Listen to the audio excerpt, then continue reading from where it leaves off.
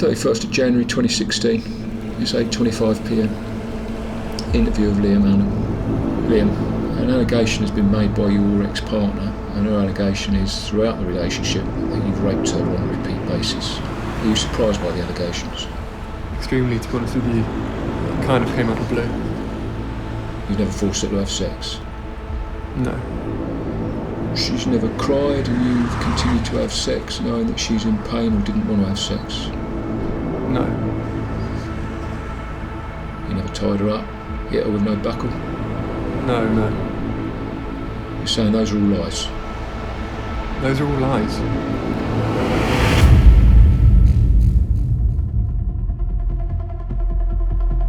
It's like one of the worst crimes you can do. It's probably on a par with like a paedophile. You know, it takes a real low-life scumbag to do something like that.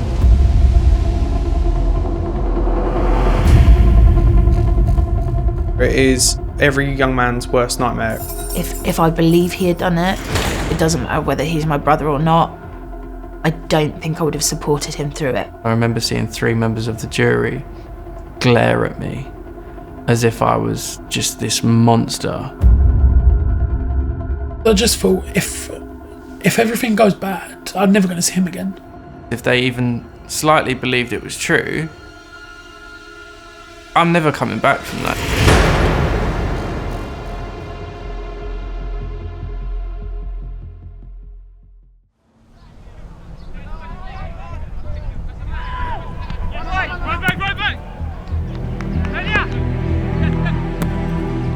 So I had just come back from a football match. Everything at that point seemed peaceful.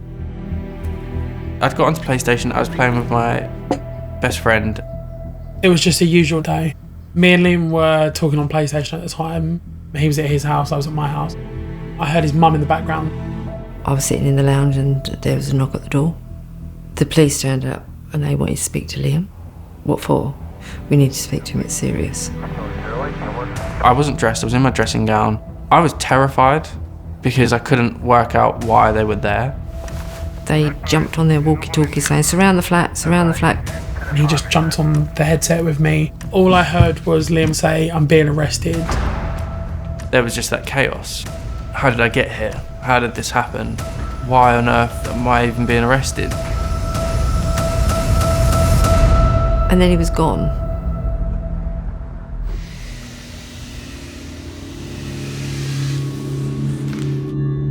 I'd been put in my cell and you hear this huge sort of lock.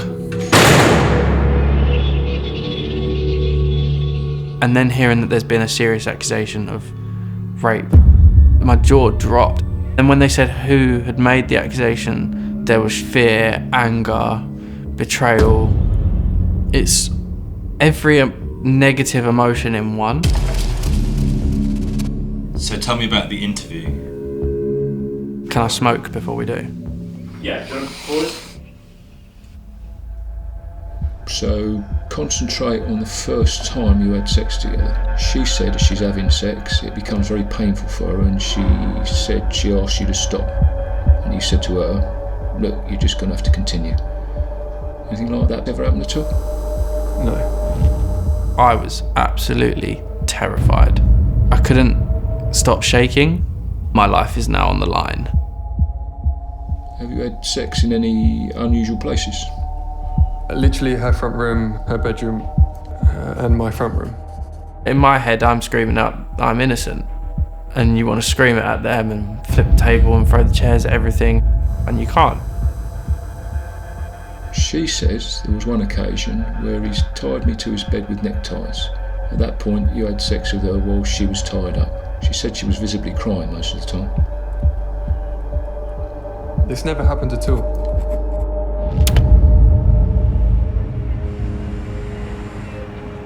After the interview, I was bailed and then told to just go home. I practically collapsed into my mum's arms because I couldn't breathe. I couldn't quite process what had happened. We were all just in tears. That's the moment where my freedom went. And in a way, I haven't fully got my freedom back.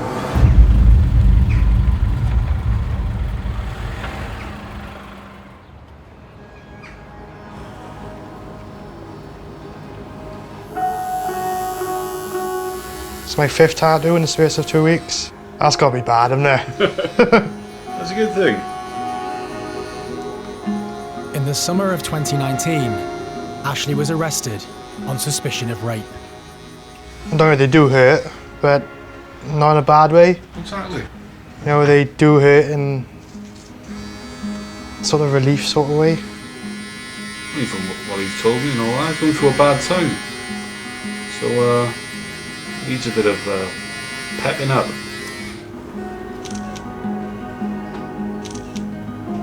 Cheers, pal. Ashley's case began after a friend asked for his help. She was having trouble with her boyfriend.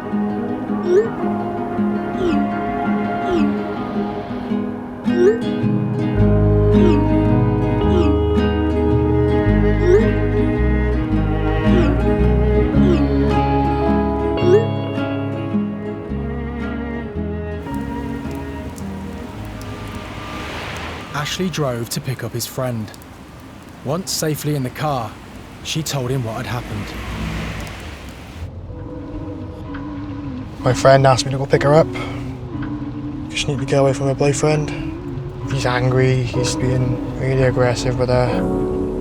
So we took a drive up to the exact spot. So this is where the alleged sexual assault happened. How are you feeling coming back up here?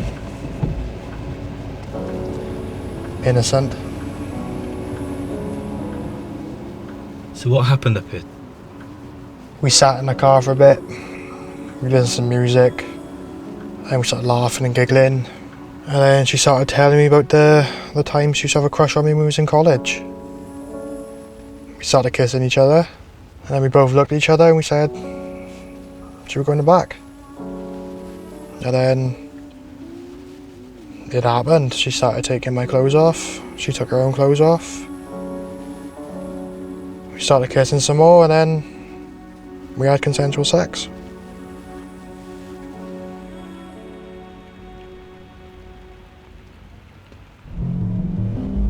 I started taking her home. She wanted to ring the police to get her partner removed, so she dialed 999. She said he was being really aggressive with her and she didn't feel safe. She wanted him removed from the property. Didn't hear a thing then until the next day.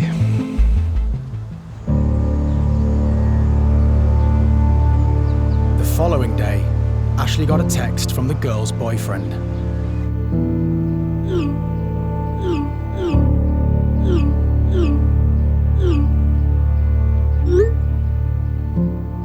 The next thing I know, police at my door. 4 police officers turned up. They arrested me. It was scary, and that's when it all slowly started collapsing. Ashley was taken to the police station, arrested on suspicion of rape. The first cell they put me in, there was stale pee in and over the toilet. It was freezing cold. I was pacing, I was anxious. How did they treat you? Like a scum, pretty much, like an animal. Ashley was interviewed under caution, where he admitted to having consensual sex with the complainant. Before I was released, they said the only way we can release you is if you have a session with our nurse. I was headbutting the wall. I was having really bad thoughts of just, you know, what's the point? Being arrested for something you didn't do. It's horrible.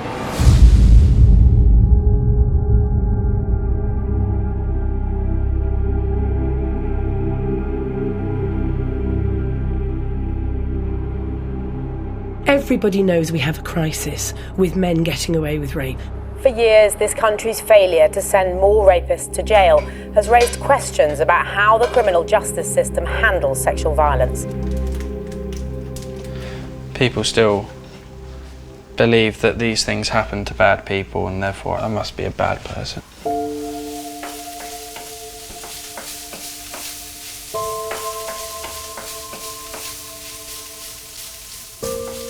Yeah, there's a stigma attached to it. And there's absolutely nothing you can do to stop it. Nothing. Because everyone says they're innocent, right? And everyone says their son's innocent. That's what Mum say. I'd always want to believe the victim, in the sense of having been there, having had friends been there, knowing the experiences that many women have gone through. But I've got a close enough relationship to know I know my son. No one would be able to carry those colours and then suddenly be something else.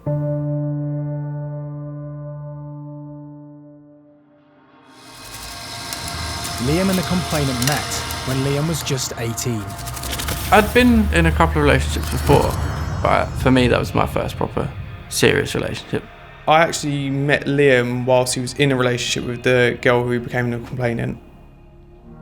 I was at the time in the kind of fledgling stage of my relationship. We'd go to places like mini golf, go to the cinema a lot. But after 2 years, and with university on the horizon, the relationship petered out.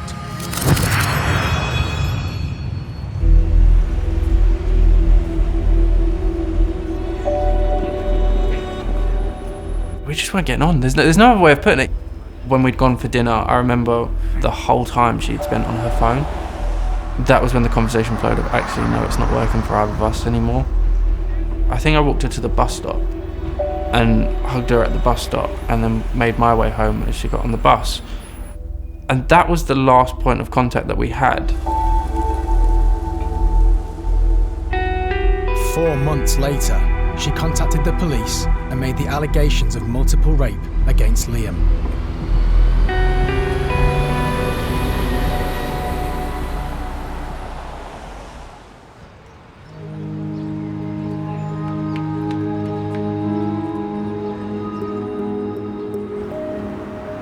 After the interview, that's kind of where everything becomes quite blurry, because the nightmares never go away.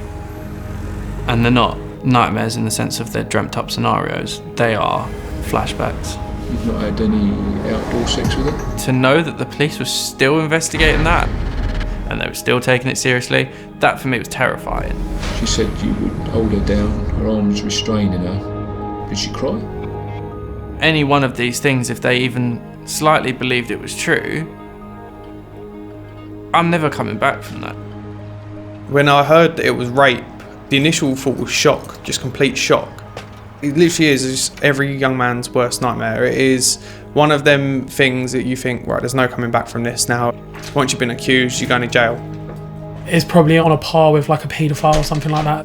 It's like one of the worst crimes you can do. You tell anybody that you're accused of rape, and all of them are going to take one step back and go, whoa, did you do it?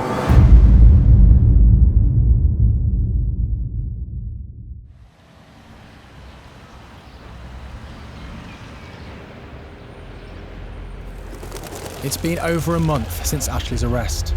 With his phone seized as evidence, he's borrowed one to inquire about his case.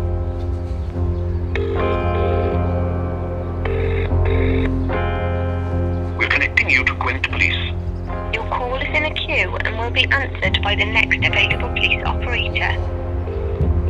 Ashley's been bailed pending further investigation. There's no limit to the number of times he can be rebailed without charge. Hi there. I got accused of a very serious allegation over a month ago now. I just want to know if there's any update on my case. Right, her radio has gone straight off, so I'm imagining she's either in an interview or possibly in court or something. So I will send her an email, ask her to give you a call if that's okay. Could you get her to email me? You haven't got a number she can ring you on, have you? No, so I'm just going to ask you, is there anything on the system about me having my phone back at all? I can't see anything. Right, okay. Thank you very much. Alright, no problem. Alright, thank you, bye. Alright. Bloody useless. No contact has been made with me or my family. Every time I try and ring, it's the same old story. Oh, we're making more inquiries, we're making more inquiries. It's just the same repetitive things over and over again.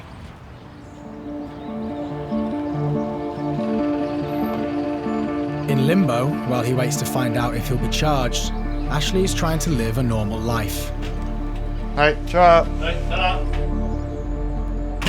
You know, it's a horrible feeling of walking up my front door and, you know, people looking at the whole thing in. Oh, he was arrested, he was. You know, it takes a real low-life scumbag to to do something like that. And when people ask me the question, it makes me feel like, you know, I am that low-life scumbag. So many people have asked me, my nan, mum, friends. Just want to tell them all to fuck off. You know, you shouldn't have to ask that question. What does the word rapist mean to you? Scum. They're the only people who should be hanged.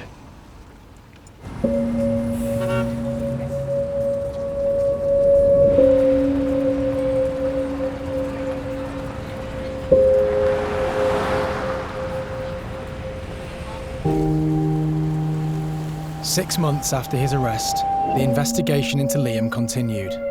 He waited with no update from the police. I remember I was always calling the police officer in charge. Has a decision been made? When are we looking? What date are we looking? Have you got a deadline? Because I can't live in limbo here. It's just a state of no motivation. The thought becomes, what's the point? There were times during this limbo period when we were talking to Liam and you could see that he wasn't present in that conversation. When I was by myself, I could literally hear my own heart, and it was driving me absolutely insane. It was like being back in the holding cell. We're all trying to have these deep conversations with him and say, look, just open up to us. But we just couldn't seem to get through to him. You feel helpless. You definitely feel helpless.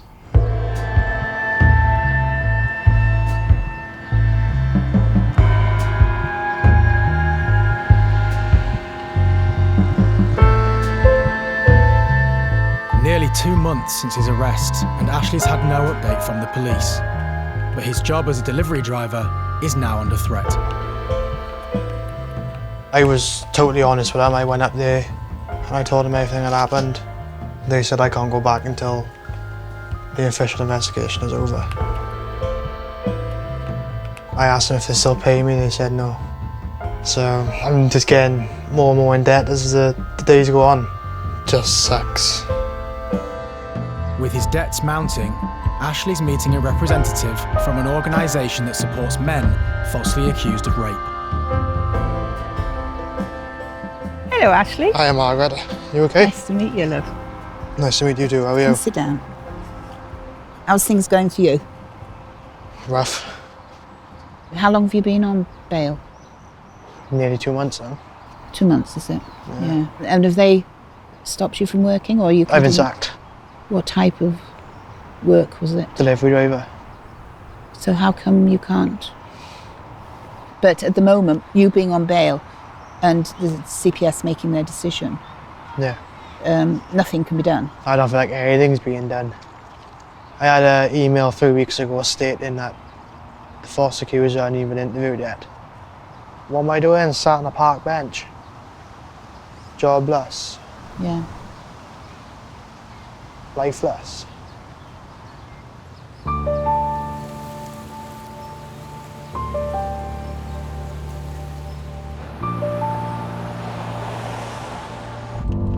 People ask me how am I feeling. They get the same answer, I'm fine, I'm okay. But really, I'm lonely, scared of the world. I even think, you know, am I really cut out for this world? Do I deserve to be here?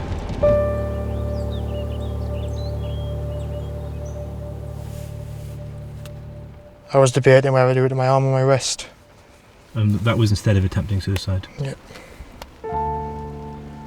I suffer really bad with my mental health. When I was in school one day, I just couldn't take it no more, and I started to cut myself, and that's when I knew I needed help. You know, the more days that go by, the harder it gets for me. How long will it go on for until you hear from the police? I have no idea.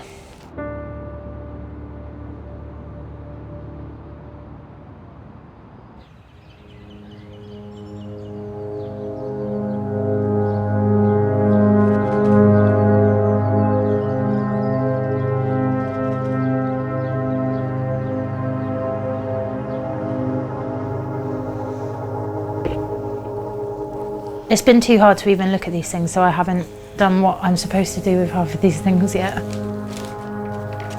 I've got a picture of me, my mum and my brother. That's one of the toy planes he had in his bedroom. This is my brother's note.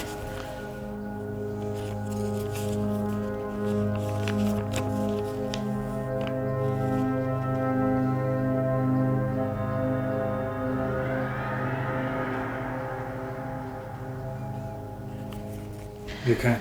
Yeah, I haven't read that in ages. Yeah. 17-year-old Jay was at his local sixth form college, hoping to study history at university. He was the kind of guy that would come over and just be like, "Hey Connor, take a picture of you." Thanks mate, definitely wasn't ready for that one, but no worries. Jay was friends with everyone. I'll just say that, he loved people. The picture of us at our prom. There's actually a video at that prom night. And I still watch it to this day because I have to, for my own sanity. Jay was the strongest bond that I've had with anyone. I can definitely say that. We had a really, really great relationship. We liked the same films, we played PlayStation together. Jay was just a gentleman from the get-go and sweet and intelligent and wildly capable of everything.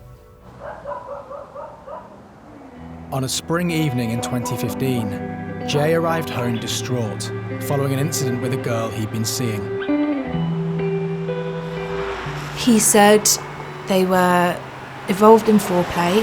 He was laying next to her and he'd got on top of her and she just froze. He sat back and he kept asking her again and again, "What's the matter? What's wrong? Have I done something wrong?" And she said that she wanted him to go home. I was texting and calling her. She answered the phone and I said hi and she said hi and I had it on loudspeaker. Her mother grabbed the phone off of her and said, "They've put in a rape allegation. I'm going to effing get him done." Jay called the police himself to try and find out more information. He was told a complaint had already been made against him and he agreed to go to the station for voluntary questioning. We met with our duty solicitor. Because of all the inconsistencies through the statement they had originally made about my brother, he just advised us to say no comment because there was nothing there. As Jay was still a minor, Camelia went with him into the interview room. When the police officer came in, she was all guns blazing, she didn't hold back. Did you rape her? Did you force her? Did you penetrate her? Because of the way she was wording the things that she was saying, it made Jay want to answer. And the more times he said no comment when he wanted to answer these questions, the more the tears were streaming. I could just feel him shaking under my hand. It was probably one of the worst experiences I've ever been through in my life. He was treated like a criminal. And I thought, look at him, he's a boy. Following his interview, Jay was released under investigation. We all knew he was going through the case, but being that age, you don't know what to ask. Jay, from that moment, was just a shell of a person. And I don't think I've ever really seen a boy bellow and cry and just be as distraught as he was. It was like he'd had his soul ripped away. I would have wanted him to open up to me, but maybe he wanted to try and fight this on his own, which I wouldn't want to fight on my own.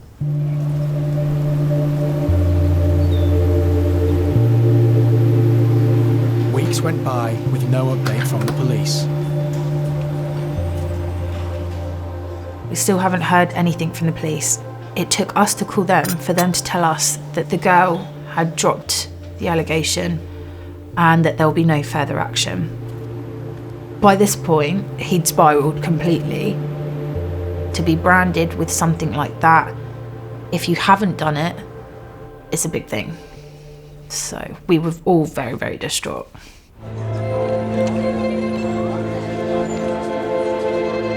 On the night before Jay's death, Camelia was working late at a local pub. I'd come home. Mum said that Jay'd gone out I said I needed to go to bed. I was really, really tired. It had been like a really long day. The next thing I know, we get a knock on the door, and my mum screamed out to me upstairs and she said, "Jay's hung himself, Camilla. We need to get our clothes on and we need to go to hospital." Oh, that's really sorry. The police officer had told us he'd bought his favourite energy drink, his favourite bag of crisps, and a length of rope. He was found by a dog walker. They called the police and they cut him down. It was a tree we used to play on when we were kids.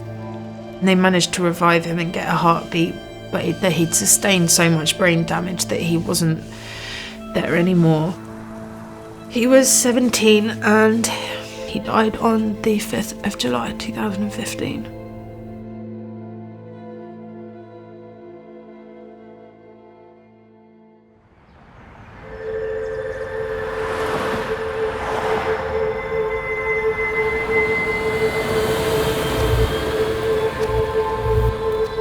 After a year on bail, Liam received a call from the police, who'd made a decision on his case. I got told, "I'm really sorry, but the decision's come back that actually they're going to charge you and you're going to go to court." That was the most difficult day. I kept wanting to be sick. I was just a state. You can just see the horror in Liam. He knows the severity of what could be happening to him. We now have a deadline date to fight for this by, and we need to get things sorted. Despite the absence of any other evidence, the Crown Prosecution Service chose to prosecute Liam. It was the complainant's word against his. He wanted to know, well, what's the worst case scenario? And the worst case scenario is double figures in terms of imprisonment. He would be on the sex offenders register for life. And effectively, as a young man in his early 20s, his life would be over. It would be almost another year before Liam would appear in court. I had planned for the worst possibility. If I went into prison, I was never planning on coming back out. I would have had to have committed suicide. I think Liam more put onto me that he wanted me to look after Lorraine. He was more worried about his mum than himself. After nearly 2 years on bail, Liam's trial finally began. He faced 12 counts of rape and sexual assault. On the day of the trial, we have this really big hug, and I can feel him shaking, and he looked really smart in his suit, obviously, and off he goes. And then as soon as the car's out of sight, you're waving, and you just break down. I was absolutely crushed, because I was terrified that when he gets there, they may not let him out again, and I never get to see him again, and he doesn't know that I love him and I miss him. And I was so sorry, there was nothing I could do to change it or stop it. I'm going again.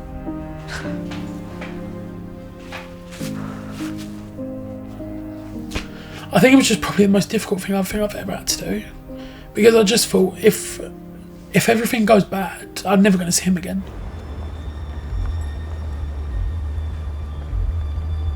For the prosecuting barrister, Liam's case began just like any other. I was given a brief to prosecute Liam Allen over the weekend before the Monday's trial. There's nothing unusual about that. It was my duty to put the allegations to him and try and secure a conviction. You're there to put the evidence before the jury. I had no feelings one way or the other. Just before he's about to walk into the court, he goes off into a room to talk to his solicitor. They wanted to change it from 12 counts to 13. And you could see it, like he's physically shaking. It was excruciating. He was very, very upset. I was concerned that he wouldn't be able to hold it together. The trial began with the prosecution presenting the case against Liam. I remember walking into court and the prosecution started reading out the charges, and it was going on and on and on. As each accusation goes, we all felt like we'd just been hit in the chest repeatedly, one after the other. The allegations related, for example, to the first time they had ever had sex. related to an allegation of being tied up so that sexual intercourse could take place. And then there was one which stood out. What she alleges is that you're going through a park, you're going for a walk, and then when you've come to a secluded area, you've pushed her against a tree, pulled down her trousers, and then vaginally raped her against a tree. Did that happen at all? No. I remember seeing 3 members of the jury glare at me as if I was just this monster. Then, for the first time in more than 2 years, Liam heard the voice of his ex-girlfriend. She gave her evidence from behind a screen. When she gave evidence in court, she was composed. She came across as being quite credible. When she started speaking, that was kind of the part where I couldn't cope. I physically shook, couldn't stop crying, and literally bit my hand to stop myself from shouting because somebody was sitting in front of 12 other people spouting the most horrific lies. The picture being painted of Liam Allen was a manipulative, coercive individual who had forced her into a position whereby all of these allegations were possible to have happened. It certainly didn't at all tally with the manner in which he presented himself to me. But of course, one can never know definitively. As the first day of evidence was ending, Liam's defence barrister spotted that crucial evidence was missing from the prosecution's case. We made requests for disclosure concerning any material in the hands of the prosecution concerning communications between the two of them, be they text messages or social media material. We were told there was nothing. But of course the CPS, the Crown Prosecution Service, hadn't been given anything by the police. It was only because Defence Counsel said to me on several occasions, look, go and speak to the officer and just see if he's got anything.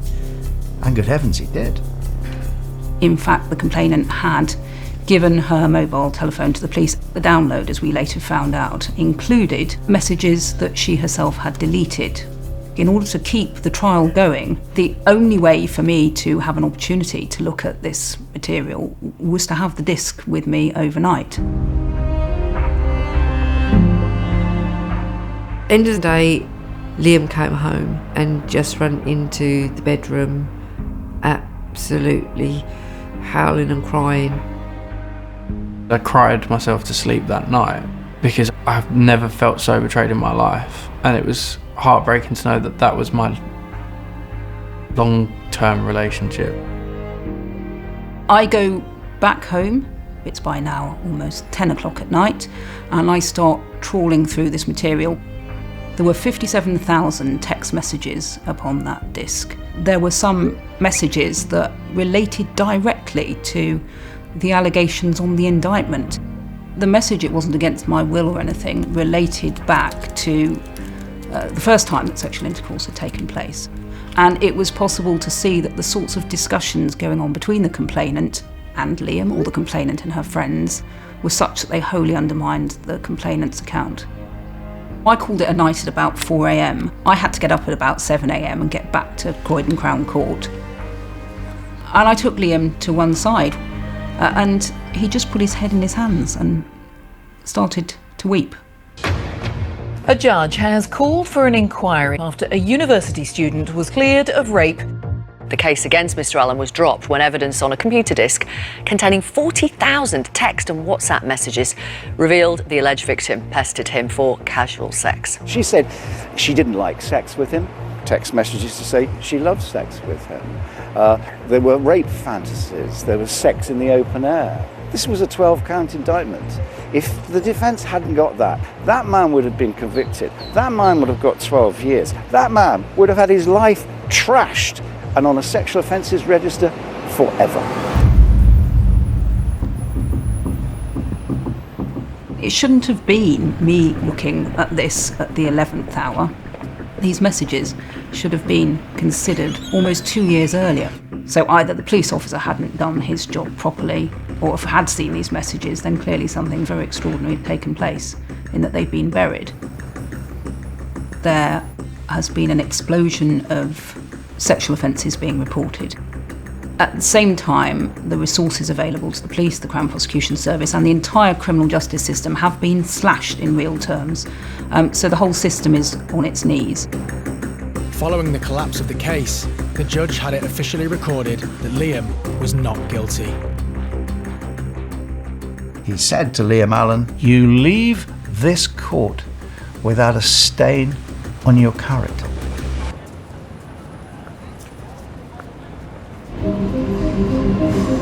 First story, you heard this on the news. The victims of crimes such as rape are being told to hand their phones to the police or risk prosecutions not going ahead.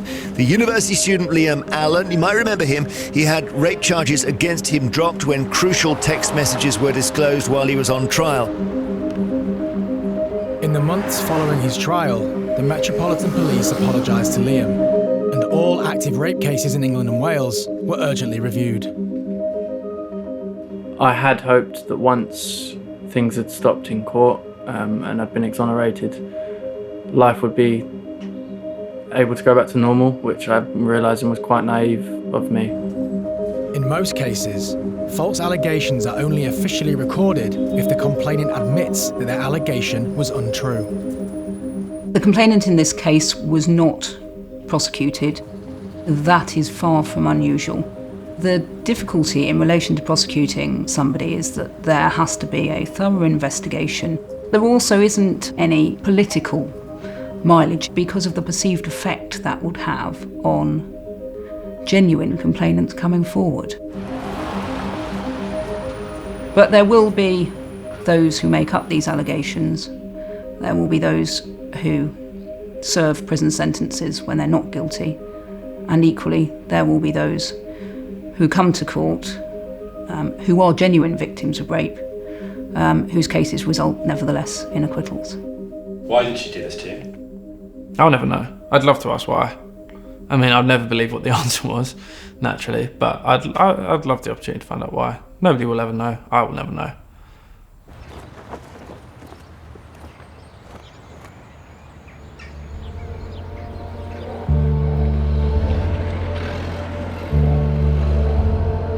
It's 3 months since Ashley was arrested, and the police finally have an update on his case. The complainant has withdrawn the allegation. There will be no further action. So the email I had off the police was, "Hi Ashley, I have good news for you. The statement has been withdrawn, so the investigation is being closed and your bail is cancelled. Please let your solicitor know." That was it? That was it. I'd have expected the decency from to turn up at my front door, you know, what are they scared of? You know, it's just ridiculous the way they handle things. Things need to change. Through the entire investigation, I didn't have no contact at all. I had no updates unless I was ringing them. They don't care what people go through. They should really treat people fairly. If they told me to do something to an individual that I wasn't happy doing, I think I'd quit my job there and then.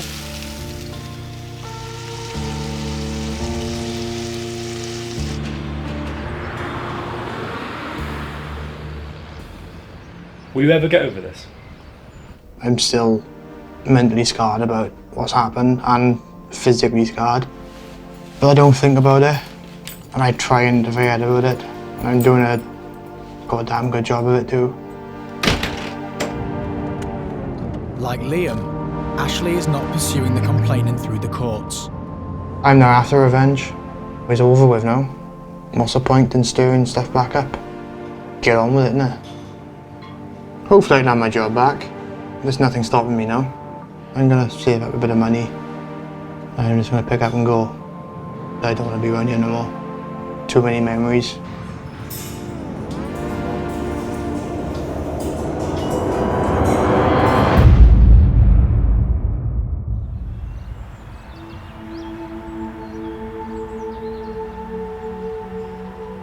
If I believe he had done it, it doesn't matter whether he's my brother or not, I don't think I would have supported him through it.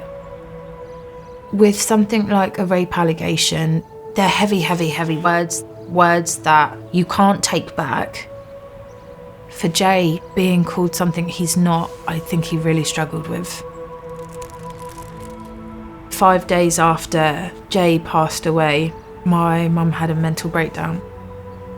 My mum, just a week and a bit over my brother's 1-year anniversary, she hung herself as well. I've lost the two most important people to me in my life. It all links back to the same thing, the allegation. If those words were never said, we wouldn't be here today and they would still both be alive. I think about them every single day. It's horribly lonely. I would give everything I have to speak to them for 5 more minutes. Both of them. Yeah, I'd give everything I have to speak to them again.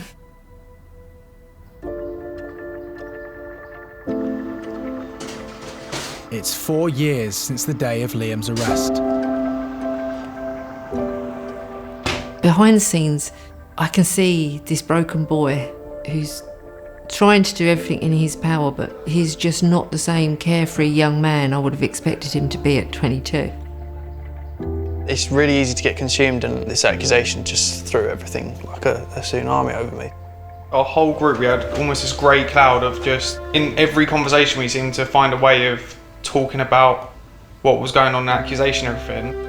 The case puts you in a cage without even being in prison. You are essentially still...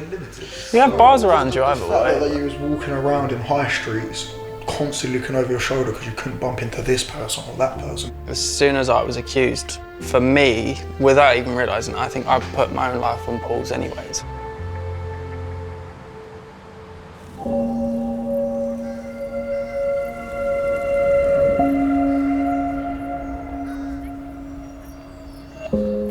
It's like something that just buries you all the time. There's always something that's just pushing you down. Sometimes you look back and you think of what you could have had. Where I'm at with it is that I don't know what I'll do. I don't know if I'll be able to get a job, because every employer that I speak to, every person that I speak to, this has to come into conversation, and they need to know whether or not that's too much for them to talk about or deal with. This will always be with me. I'll always be known as the guy that was falsely accused, and there will come a time where people forget that it was a false accusation. Nobody will remember the specifics of the case apart from me.